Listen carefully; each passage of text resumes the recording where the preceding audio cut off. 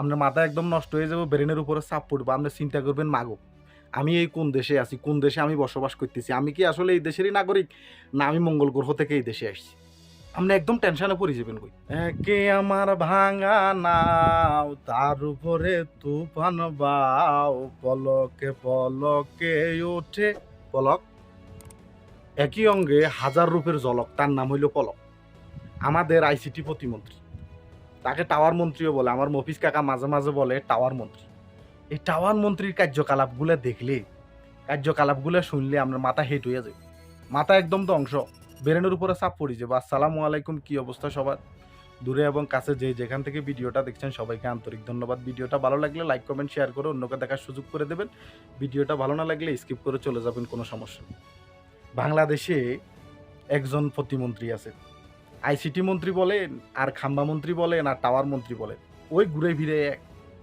তার কথাবার্তার ধরন দেখলে, তার কথাবার্তার ধরন শুনলে আপনার মাথা একদম নষ্ট হয়ে যাবে, ব্রেনের উপরে চাপ পড়বে। আপনি চিন্তা করবেন, মাগো আমি এই কোন দেশে আছি, কোন দেশে আমি বসবাস করতেছি? আমি কি আসলে এই দেশেরই নাগরিক? না আমি মঙ্গল গ্রহ থেকে এই দেশে আসছি? আপনি একদম টেনশনে পড়ে যাবেন কই।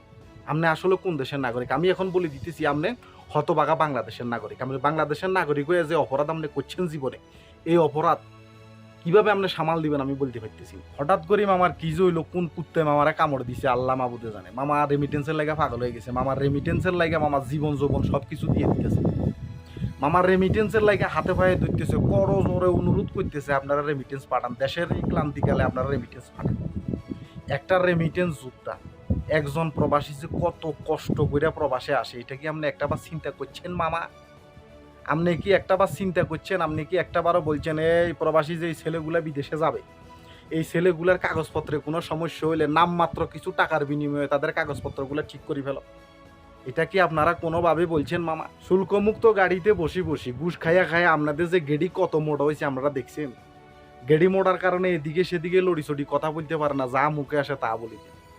একজন প্রবাসী, একজন প্রবাসী মনে করেন যে ফাস্টফুডের ভিতরে একটু হালকা সমস্যা, বয়সের সমস্যা, ছোট্ট একটা ভুলের জন্য মনে করেন যে আইডি কার্ড আর ফাস্টফুডে বয়সের মিল নেই, 1 বছর কম বেশ, এটার জন্য 40 থেকে 50 হাজার টাকা একজন প্রবাসীকে দিতে হয় একটা ফাস্টফুড ঠিক করার জন্য। এরপরে মামা টিকিট সেন্টিকেট তো আপনাদের আছে, এর ভিতরে মামা একটা জন্ম নিবন্ধন ঠিক করতে গেলে 6 জোড়া জুতা বেড়ার ক্ষয় করেন। এরপরে বেড়ার এটা ঠিকঠাক করে দেন। বেড়া তারপরে দুঃখ কষ্ট করিয়া বেটা যখন বিদেশে আসে, বিদেশে আসার পরে আপনারা দেশে বসে হুমকি দামকি দেন। আপনারা যদি বৈধ পথে রেমিটেন্স না পাঠান তাহলে আপনাদের ফ্যামিলি ক্ষতিগ্রস্ত হবে। কি করবেন?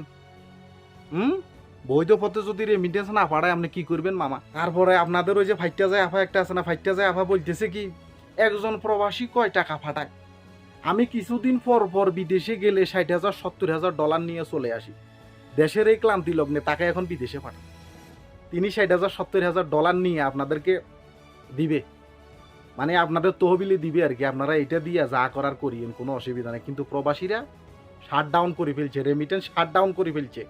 প্রবাসীরা আর রেমিটেন্স আপনাদেরকে দেবে না, আপনাদের শেষ দেখে ছাড়বে প্রবাসীরা। এই ছেলেগুলা বহুত কষ্ট করে এই দেশে আসছে, এই ছেলেগুলার কষ্টের দাম আপনারা দেন না মামা। মামা এর ভিতরে আরেক সুদানির পোয়া কি বলছে, ওই সুদানির পোয়া বলছে কোনো প্রবাসীর যদি বৈধ পথে টাকা পাঠানোর স্টেটমেন্ট না থাকে, স্টেটমেন্ট যদি সে না দেখাইতে পারে তার পাসপোর্ট রিনিউ হবে না।